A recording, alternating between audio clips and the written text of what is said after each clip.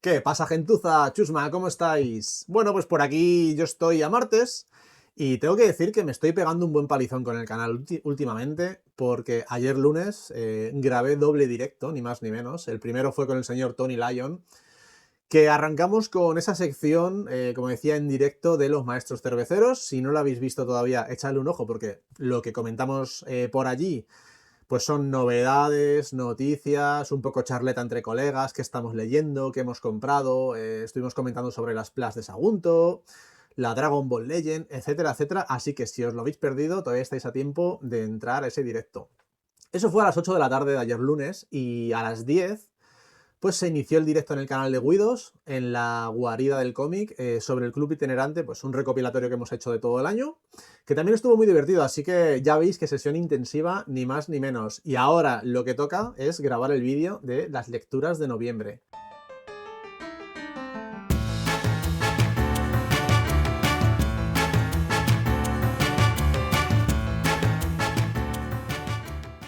Ya se ha acabado el mes y bueno, tengo que decir que en este mes traigo menos lecturas por una razón, y es que he leído solo tochales, ¿vale? Y esto ya lo conté en el canal de Black Lobby, un domingo por la mañana, que estábamos hablando él y yo, que llevaba tiempo observando que los tochales en mi estantería, pues los iba aplazando, ¿no? De esto que no me apetecía, de, uff, menudo tochal lo que tiene que pesar eso, me da pereza que voy a estar una semana seguida leyendo lo mismo. Y bueno, es lo malo que tienen los tochales, se quedan muy bien en la estantería, pero luego hay que leerlos y no es cómodo para los brazos, se te puede indigestar, tienes que meter cositas para desengrasar por medio. Y eso es exactamente lo que me estaba pasando. Había acumulado una cantidad de tochales, que todavía tengo muchos más, no he leído todos, ni mucho menos, que decía, es que nunca los voy a leer. Y había cosas que tenía desde hace años y años. Así que era el momento perfecto para decir, mes dedicado a tochales y le hago un vídeo. Así que pues aquí estoy. Bueno, ¿en qué me baso para elegir los tochales? Bueno, pues sobre todo este mes no hay manga, cómic europeo y cómic español y cómic americano. Así que las condiciones que he puesto, bueno, pues que en cómic europeo ya sabéis, gran formato, página con muchos detalles, pues se suele tardar más en leer, pues he puesto más o menos que sean tomos en torno a 300 páginas en adelante y en cómic americano, pues por ahí o un poquito más, ¿vale? A partir de las 300, un poquito más, pero veréis que hay tochales bastante gordos. Y sin más dilación, paso a la primera lectura del mes de noviembre, que ya la estáis viendo en pantalla, es este Ronin de Frank Miller en su formato Absolute de Planeta, ¿vale? Que esto lo pillé por Wallapop hace años y ahí arriba estaba, estaba que no lo había tocado. Este sí que no me daba tanta pereza porque estamos hablando de un tomo de 305 páginas, no es tanto realmente, pero bueno, pues de esto que no le había metido mano todavía, así que ha sido el momento. Bueno, ¿qué es este Ronin de Frank Miller? Bueno, pues es una mezcla entre un cómic de samuráis y un cómic de ciencia ficción un poco distópica. ¿Y esto por qué es? Bueno, pues porque el señor Miller, en los años 80, que es cuando hace este cómic, resulta muy influenciado por dos grandes autores, principalmente, que estaban creando una corriente impresionante en su mercado. El primero, los autores, en este caso Koike, de Lobo Solitario y su cachorro, ¿vale? Esto lo leyó Frank Miller y le flipó absolutamente esta serie, le voló la cabeza, descubrió que le encantaban los samuráis y que le encantaba mucho el estilo de Kojima y Koike. Así que decidió meterle este tono de samuráis a su obra hasta el punto en el que Koike estuvo supervisando y estuvo ayudándole en la creación de la obra. Yo creo que a nivel conceptualización, me imagino que nada más, pero bueno, ahí estuvo y se puede apreciar porque, bueno, pues hay escenas durante el cómic, sobre todo en la parte más de samuráis, obviamente, donde la estética totalmente es la del lobo solitario y su cachorro. Vamos a ver una serie de samuráis que amenazan al protagonista, que llevan esa cesta de mimbre en la cabeza, algo totalmente característico de esa obra. Así que esto lo vamos a ver en muchos aspectos del dibujo y a nivel visual y a nivel guión también de lo que nos está contando Frank Miller. Y la otra referencia, ya acabo con las referencias, es el gran maestro Moebius, que también por esos años creó aquella iniciativa, aquella revista de Les Humanes Associés, ponte a pronunciar en francés, ¿no? Los humanoides asociados, algo así, con una serie de compañeros, donde Jean Giraud se convirtió, ¿no? Cogió el seudónimo, el personaje de Moebius, para irse de un estilo más realista que tenía él a un estilo más fantasioso, más ciencia ficción, que es el que conocemos como Moebius, pues en diferentes obras como El Incal y muchas más, ¿vale? Entonces, esa faceta del artista le flipó también a Frank Miller y decidió incluirla en este Ronin. Se aprecia sobre todo en el color, aunque también en el dibujo. Ese trazo ahí un poco garabateado, una línea ahí muy suelta, que pierde el realismo y que se nota bastante la influencia, en este caso, de Jean Giraud o de Moebius. Y con esta premisa, lo que nos crea Frank Miller es pues la obra de un samurái que básicamente sirve a su señor, que es otro samurái con más poder, y este señor suyo está enfrentado a un demonio. Esto ocurre en una Japón feudal, un poco fantasiosa por el hecho de tener demonios, pero bueno, más o menos en la época esta de cuando Edo, de Sengoku, es decir, esa Japón feudal.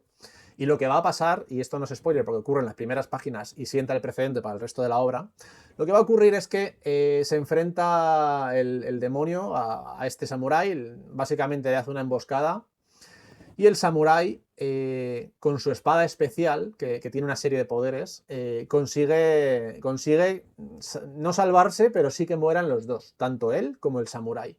¿Y qué ocurre con la magia de esta espada? Que tanto ese samurái como el demonio van a ser teletransportados al futuro, a una ciudad, a una sociedad, pues eso, futurista, distópica, bastante loca, pero eso lo vamos a saber después.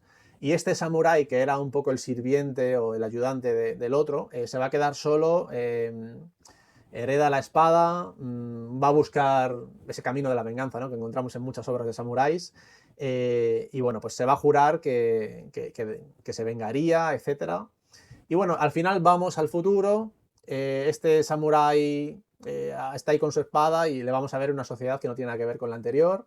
Y bueno, vamos a ver cómo interactúa con una gran empresa, con líderes, tal. Bueno, pues ahí ya entramos en la parte distópica, que a mí me empezó gustando y luego me ha chocado un poquito. El hecho de que me esté costando un poco contar la sinopsis de esta obra es que después de esos primeros capítulos de la antigüedad con los samuráis, a mí se me hace un poco liosa esta obra.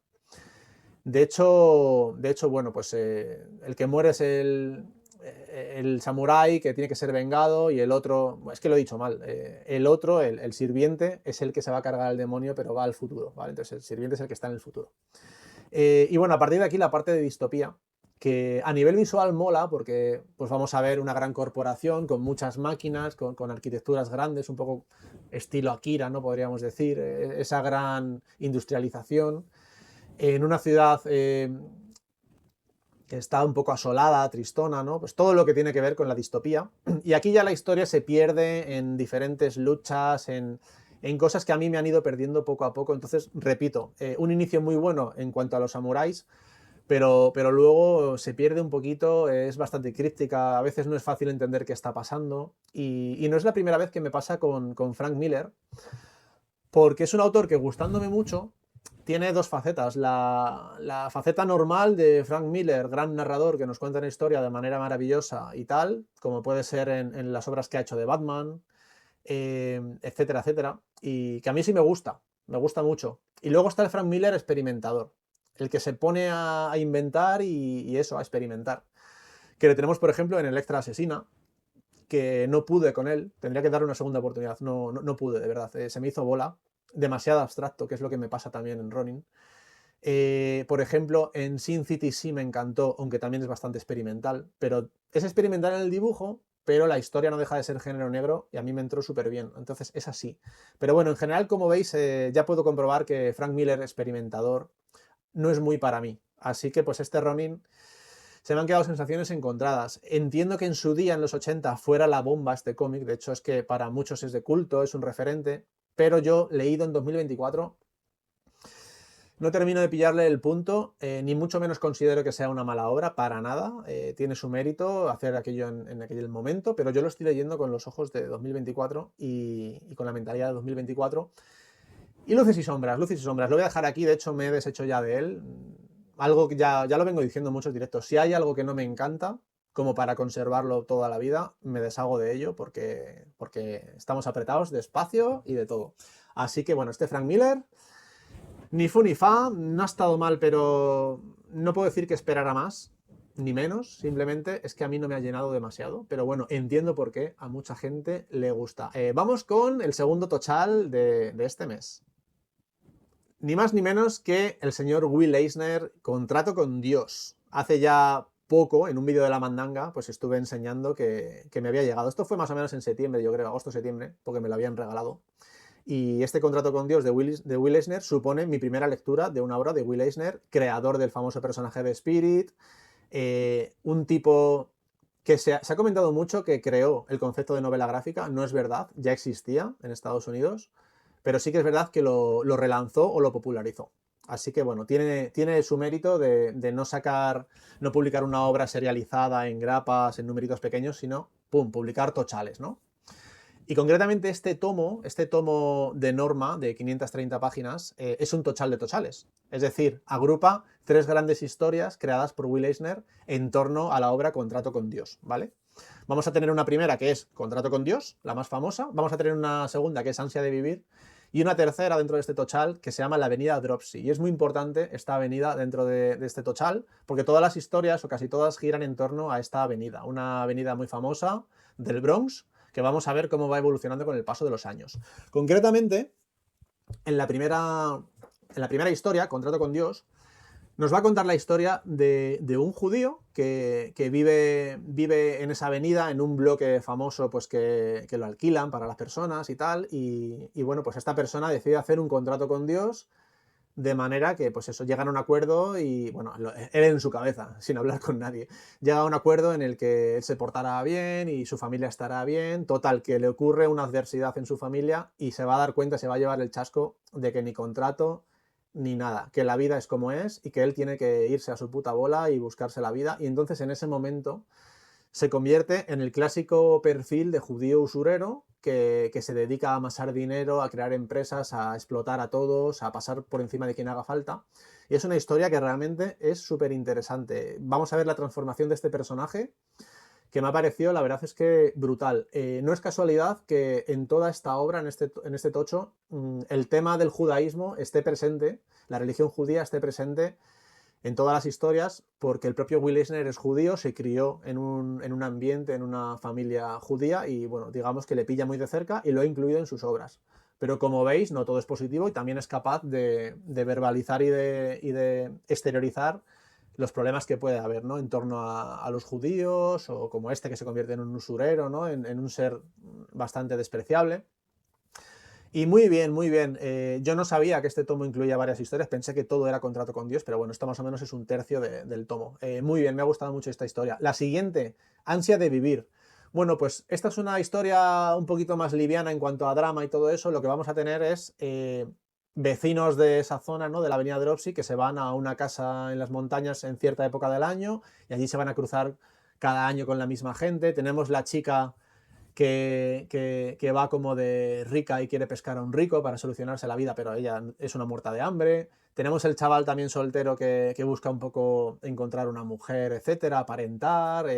Tenemos la mujer de un marido, bueno, pues en una familia ya madura, sentada, que se va de vacaciones sola y a lo mejor hace un poquito el loco. Ese tipo de cosas, ¿no? Vivencias de familias y de personas en torno a la rutina y a las vacaciones, etcétera. Estaba bastante bien esta historia. Y la tercera, la avenida Dropsy, me ha impresionado. Hay momentos de la época, porque esto abarca mucho tiempo, casi todo un siglo, ¿no? Esto abarca desde primeros del siglo XX hasta bien entrados los 70 o así, o los 80, y decía que se me ha hecho un poco bola en algunos momentos en los que no fluye mucho, pero está muy bien este vistazo a la avenida Dropsy, a esa mítica avenida, y cómo va a ir evolucionando con el paso de las décadas. Es súper interesante y qué bien documentado y cómo lo hace interesante este Will Eisner, contando anécdotas, contando historias, diferentes vecinos, diferentes historias dentro de la gran historia, ¿no? De la avenida. Y bueno, pues van a ser temas de nuevo en torno al tema de los judíos, sinagogas, un judío que ayuda al hombre de la sinagoga, que va buscando trabajo. También el paro y el trabajo es un elemento muy recurrente en esta obra. Vamos a ver cómo la inmigración también es un factor importante. Nos va a contar Will cómo con el paso de las décadas el barrio y la calle y los bloques se van renovando, va entrando nueva inmigración.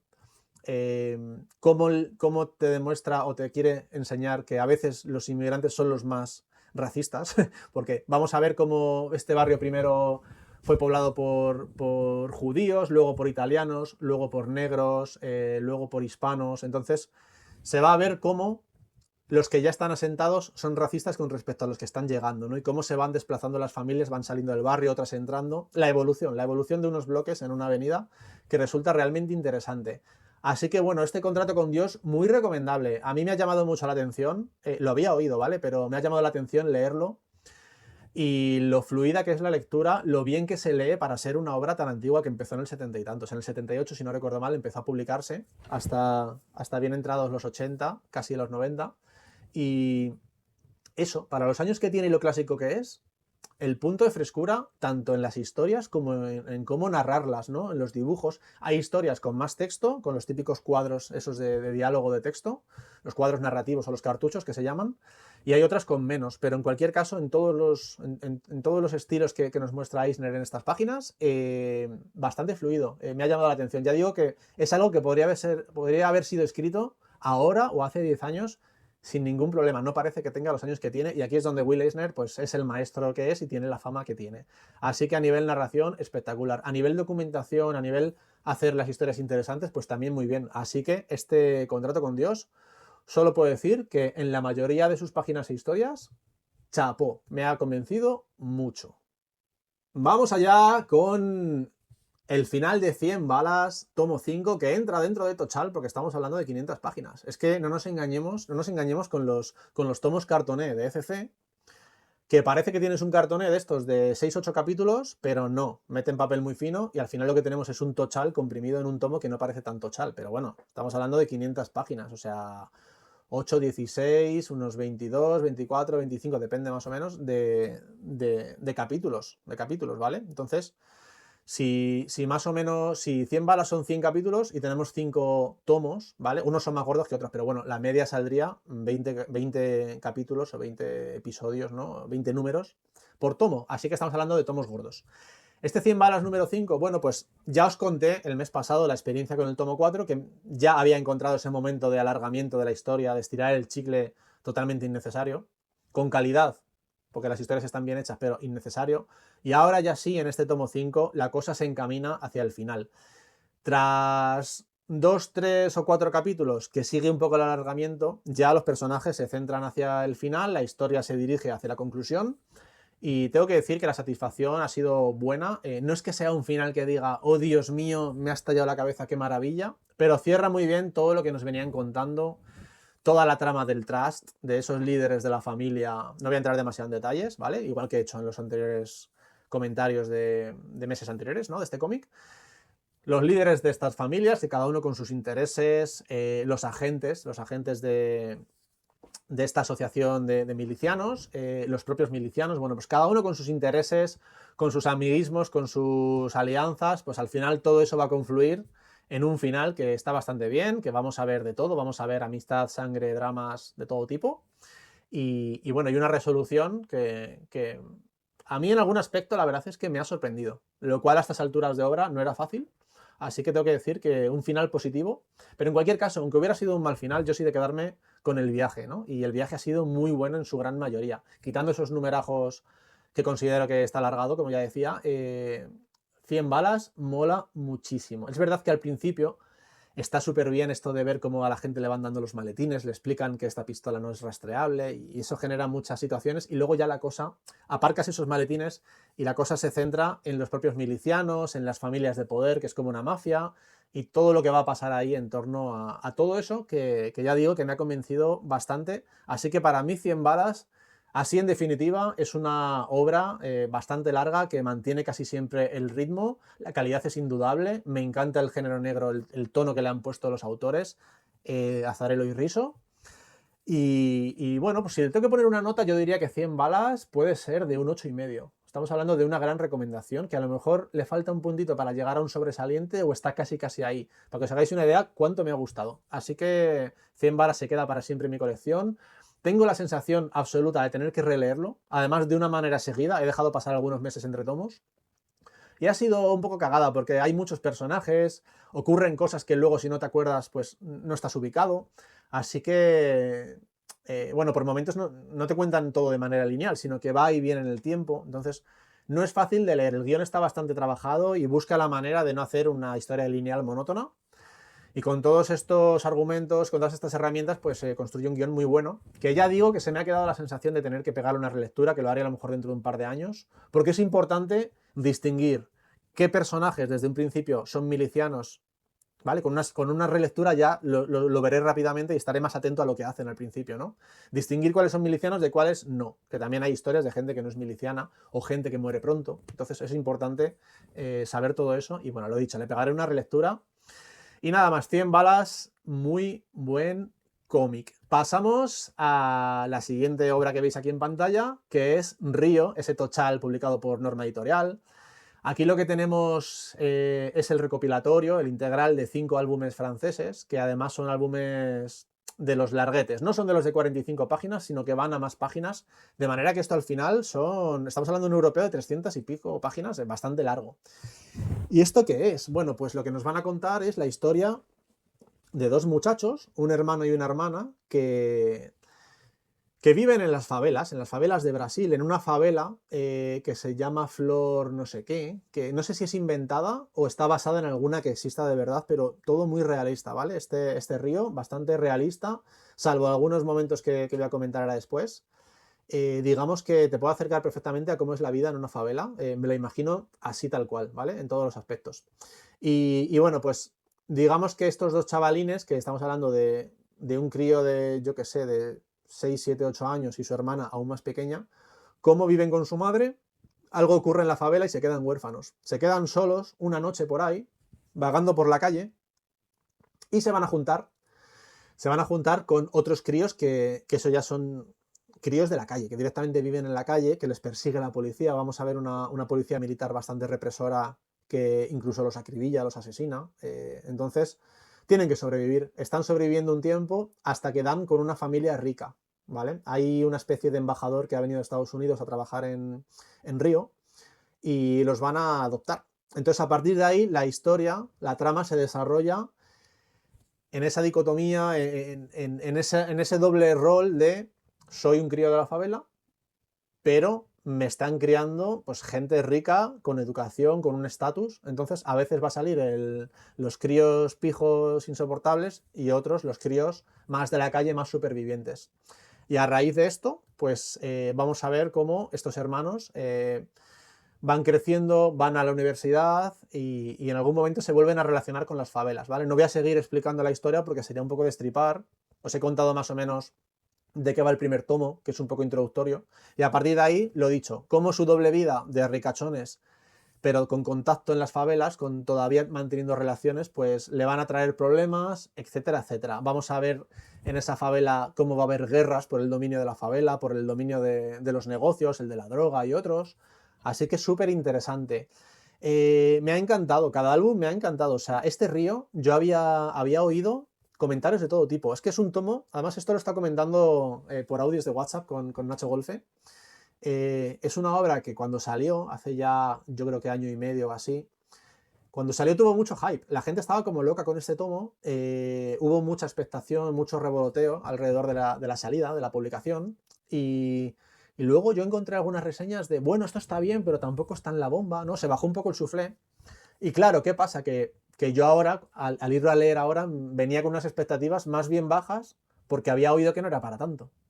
Y eso ha hecho que me dé cuenta rápido de que esto es de mucha calidad. O sea, a cualquiera que le guste el género europeo, además modernete, no estamos hablando de un europeo clásico como alguna otra obra que voy a traer hoy, sino un moderneo ahí importante, tanto en dibujo como en historia, que le puede entrar a cualquiera bastante bien. Así que si os gusta el cómic europeo, el dibujo también os va a molar. Y si os gusta la temática de favelas, lucha de bandas, etc, etc, este es vuestro cómic y lo vais a disfrutar. Entonces, a mí me ha encantado cada álbum, como decía, y solo le encuentro una pega.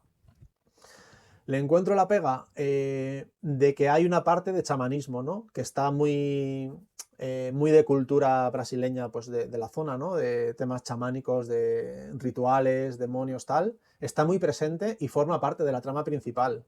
incluso para desarrollarla y para resolverla en algún momento. Entonces, a mí esta parte más esotérica no me pega con todo el realismo que había visto hasta ese momento. Pero bueno, esto también me lo comentaba Nacho, hay que entender que allí en su cultura pues puede ser muy importante y dejarlo fuera pues no es tan fácil, ¿no? Entonces, pero bueno, a mí personalmente me ha chocado el contraste entre realismo y esa parte más de ciencia ficción o más religiosa, no sé cómo llamarlo, ¿vale? Luego también, quizá el cómic va de más a menos. El primer álbum es absolutamente brutal cuando nos cuentan qué le pasa a estos niños. Luego ya baja un poquito y luego creo que hacia el final vuelve a subir con todo lo que ocurre en las favelas. Así que muy, muy recomendable de verdad este Río, que era candidato, no exagero, era candidato a lectura del mes. Lo que pasa es que al final le ha desbancado pues, otra lectura que he hecho que contaré dentro de un ratito. Vamos con la penúltima, el total, atención, de Panini o Evolution Comics de Torpedo 1936. Joder, la de años que llevaba esto en mi estantería y este sí que lo miraba y decía, no sé cuándo voy a meter mano a un tomo de 800 y pico páginas, que además es grande, con hojas gordas, es pesado, y lo he hecho, bueno, pues culo en el sillón, cojín en las rodillas, ahí en el cheslón, y a poner el tomo sobre las piernas y a leer poquito a poquito, porque lo más importante de esta obra es leerlo o bebértelo a chupitos. ¿Por qué? Bueno, pues porque Torpedo 1936 de Enrique Abulí y de Jordi Bernet, que tuve la suerte de que me firmara este tochal en las Plas de Sagunto, y muy majo él además, súper agradable, súper encantador, pues crearon esta obra, la publicaron en historietas cortas que fueron publicándose en revistas, en diferentes revistas con el paso de los años. No estamos hablando de una publicación de tomos o de un tochal directamente, sino que publicaciones de revista. Entonces este formato de revista en la época pues, se publicaban historias cortas. Estamos hablando de muchísimas historias de más o menos 7, 8, 10 páginas, ¿vale? Historias cortas que te cuentan una trama concreta y que son bastante directas y tienen pues una conclusión también pues que cierra, ¿no? Cada historia se puede leer de manera unitaria, aunque vamos a ver que sucesos de una historieta impactan en otra más adelante o que hay personajes en común, ¿vale? Luego también hay como 3 historias largas que no sé si es que hicieron algún especial en revista o que esto sí se publicó en algún tomo. Pero bueno, encontramos 3 historias de más o menos 50 páginas que a mí son las que más me han gustado, ¿vale? No es casualidad porque yo no soy muy de formato publicación de revista. A mí me gustan las historias Río, ¿no? Más desarrolladas en el tiempo, con diferentes capítulos, pero que todas llevan una linealidad, ¿no? Una conexión pues que fluye, ¿no? Hacia el final. Entonces estas historias largas me han convencido más que las cortas. Pero las cortas las hay que están muy bien. Como en toda publicación de historias cortas, las hay mejores y las hay peores. En el dibujo todas son buenas. O sea, desde la primera página en la que todavía Jordi Bernet no había afinado del todo y a lo mejor vemos un dibujo menos definido, más manchones ahí de tinta para oscuros, pero quizá menos detallado el dibujo. Luego ya enseguida coge el ritmo y hasta el final un dibujazo impresionante. Las caras de los personajes son brutales, cómo dibuja a las mujeres. Hay mucha mujer desnuda en este cómic y cómo las dibuja es impresionante el arte de Bernet, la verdad. Armas, todos los atuendos de mafiosos, gabardinas, sombreros, o sea, todo espectacular. Momentos de acción también muy buenos. Es un dibujante espectacular. O sea, Bernet, yo ya la había leído, me parece que en Kraken, en la obra Kraken, y me gustó mucho, y aquí también. Aquí está súper bien. Y bueno, pues este Torpedo 1936 básicamente nos va a contar la historia de Luca Torelli, un mafioso que, a diferencia de lo típico que vemos de la mafia, ¿no? Familias, alianzas, no, este va a ir por libre. Este es como si fuera un mercenario, un sicario mafioso, que se va a buscar la vida. Bueno, es que es un mercenario porque va cogiendo contratos, ¿no? De aniquila a este, recupera este dinero, etcétera, etcétera. Así que él se lo monta por su cuenta, se va a ver enfrentado a gerifaltes, a jefes de empresas extorsionados, a familias de mafiosos, enemigos de toda la vida, pues todas estas historias en torno a la mafia que nos van a ir contando los autores y que tenemos diversas situaciones, ¿vale? Tenemos, pues eso, desde resolver un secuestro hasta secuestrar a una persona, recuperar el dinero, como decía antes, aniquilar a alguien, buscarse la vida porque está pelado de dinero y no tiene ni qué comer y acepta cualquier trabajo. Llevar un camión con un cargamento peculiar a un sitio. O sea, es decir, diversidad de situaciones y de tramas que, hombre, a ver, con el paso de las historietas y con el paso de años y años de publicación, pues algunas pueden caer en repetitivas, pero no es un tomo que yo diría, joder, qué repetitivo, se me está haciendo bola, esto ya lo he leído. No, de verdad que hay bastante variedad. Si se me ha hecho un poco bola en algún momento, más hacia el final, es por la propia duración del tomo. Yo más o menos me iba leyendo 50 páginas al día, o incluso 100, para no saturarme demasiado, pero no en días consecutivos. Metía cosas entre medias. Pero claro, cuando llevas 15 días leyendo el mismo tomo, pues al final dices, joder, como que ya quiero acabar, ¿no? Entonces es la parte mala de los tochales y sobre todo de tener historias tan cortas. Pero la calidad de verdad, la calidad es muy buena, ¿eh? O sea, entiendo por qué este torpedo tiene tanta fama y es que está todo bien, o sea, además la crueldad, o sea, esto es una cosa que no vais a leer ya hoy en día en ninguna obra, o sea, esto no podría ser publicado en 2024, ni siquiera hace 10 años, no, porque tiene una brutalidad, tiene una violencia, tiene... Es que es muy cafre, es que este Luca Torelli, el protagonista, es un cafre, es que es un desgraciado, le da igual asesinar a quien sea, a traición, por la espalda, a amigos, violar, bueno, el tema sexual, el tema de cómo trata a la mujer el personaje, tampoco podría publicarse hoy en día. Tampoco hay que criticarlo, porque por un lado está escrito hace muchísimos años, esto es de los 80 también, y además, si los autores quieren transmitir que el personaje es un cafre, se tendrá que comportar como un cafre, ¿no? Y es lo que hacen las historias. Lo que pasa es que, claro, leído ahora, pues es bastante chocante, ¿no? El concepto este de mujer objeto o de que es violada pero luego al final le gusta, ¿no? Ese tipo de barbaridades que se veían en la antigüedad. Pero que a mí este cafrismo no empaña la obra, incluso me gusta leer algo diferente, algo que se meta tanto en zonas oscuras, está bien. Y ya digo, me ha gustado bastante, bastante. No llega a lectura del mes, pero bastante, bastante buen tomo, bastante buena obra y buena edición, ¿vale? Este tomaco de Evolution, Panini, está muy bien. No sé si me voy a meter en Torpedo 1972, que es un poco una continuación que se hizo. Que me parece que había uno de los autores ya no estaba, creo. Creo que era con otro dibujante, no estoy seguro, tendría que mirarlo, pero no sé si me voy a meter. Igual con este tochal tengo más que de sobra con Torpedo. Bueno, ya veremos. Y bueno, ha llegado el momento de descubrir cuál es la lectura del mes de noviembre. Y es ni más ni menos que... ¡Pam! Este Lady S de Carten Comics.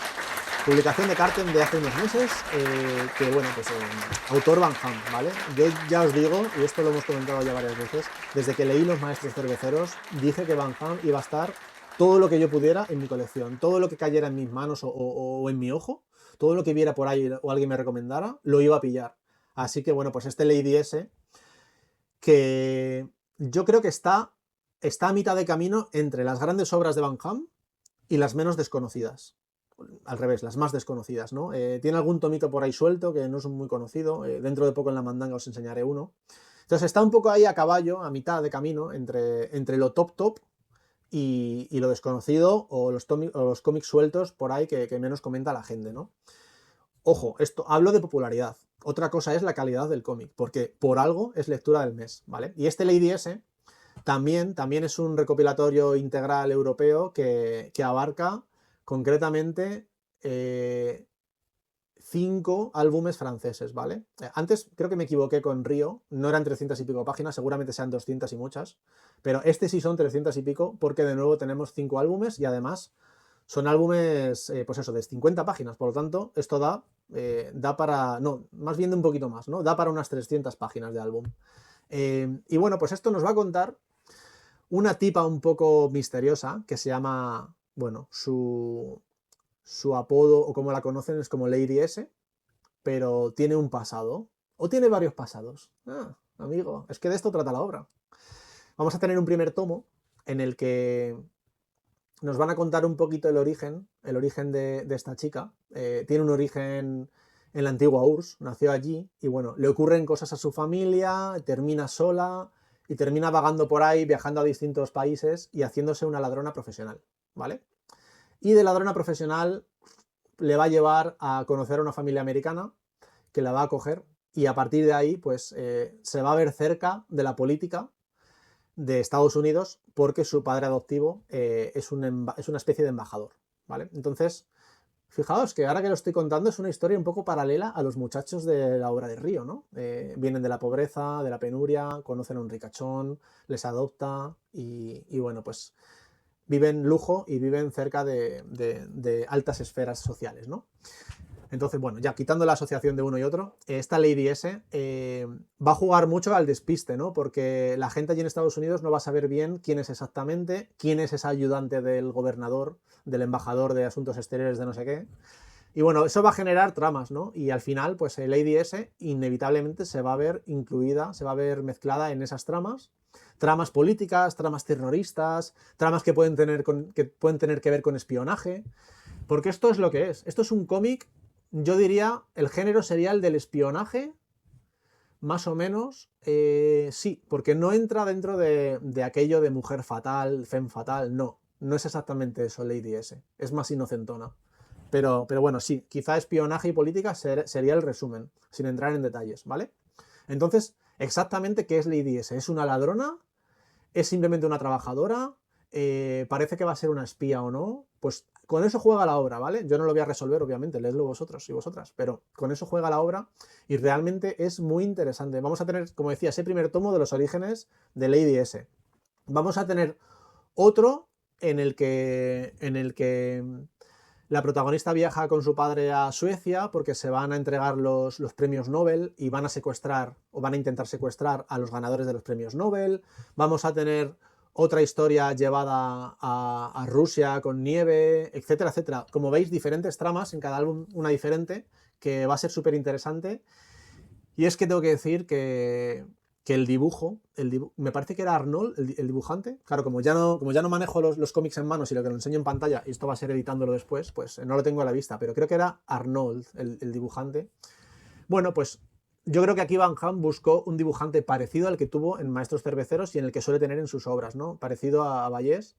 Pues aquí un estilo, ya digo, similar, que funciona muy bien, que tiene ese toquecito clásico al aspecto, y igual que las historias de Van Ham tienen ese toquecito clásico. Entonces, para aquellos que os encanta el franco-belga supermoderno tipo Tierras de Arran, con un dibujo totalmente digital, historias super fluidas, pues no sé si esto os convencería, porque tiene un toque clásico, pero no estamos hablando de una obra mega clásica, ¿vale? Tiene un punto, pero es fluida, no está muy recargada de textos, se lee muy bien, ¿eh? Yo es que me he devorado el tomo de una manera impresionante, me lo he devorado en 2 tardes, así, ¡plan!, de seguido, y lo he gozado. Así que, bueno, este Lady S, obraza que nos ha traído Carten. Por cierto, atención, que Lady S, esta es una obra de los 2000, pues a día de hoy se sigue publicando. Se va a publicar en Francia dentro de poquito con otros autores, ya Van Ham lo dejó y ahora paso a explicar esto. Se va a publicar, creo que era el 17 o el 18, ¿vale? Por lo tanto, a día de hoy, 2024, esta obra sigue abierta. Lo que pasa es que va por etapas, ¿vale? Va por arcos. Entonces, aunque cada tomo sea un arco, realmente yo entiendo que esto, si lo ha agrupado Carten en 5 tomos, pues será por alguna razón. El caso es que, en teoría, Carten debería sacar otro integral, supongo que con otras 5 historias o con 3 historias. ¿Y esto por qué? Porque tras el tomo 8, en Francia, Van Ham abandonó la serie.